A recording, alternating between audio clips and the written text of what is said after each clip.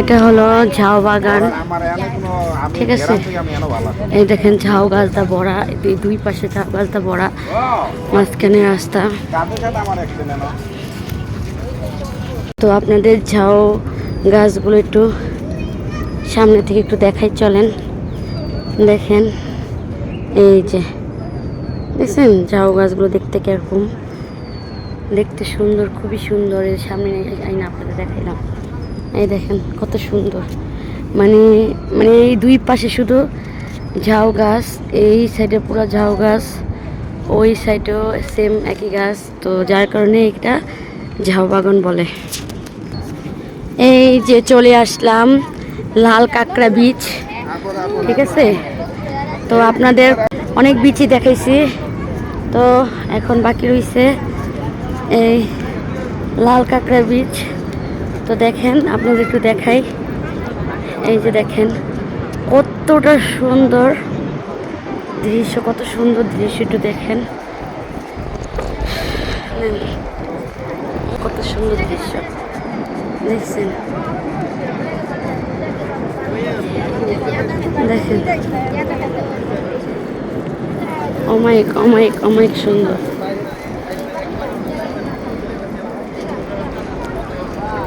দেখেন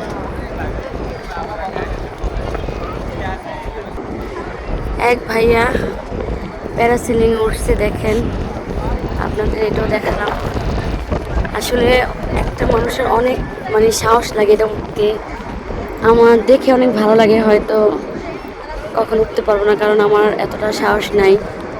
তো আপনাদের একটু দেখালাম, দেখেন কত সুন্দর, কত সুন্দর। লাল কাঁকড়া বীচ দেখা শেষ, এখন চলে যাব আরেক বিচে। তো চলেন আপনাদের আরেকটা বীচ দেখাবো, সেখানে যেতে আমাদের টাইম লাগবে অনেকটা।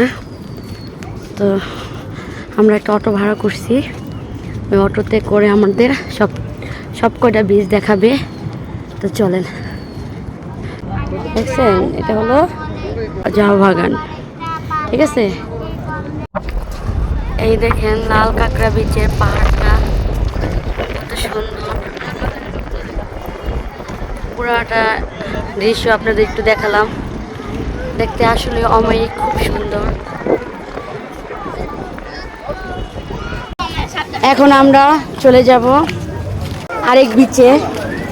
তো এখন অটোতে উঠবো আমরা, দেখেন আরেকবার আপনাদের একটু দেখাই। এখন আরেক বিচে যাব,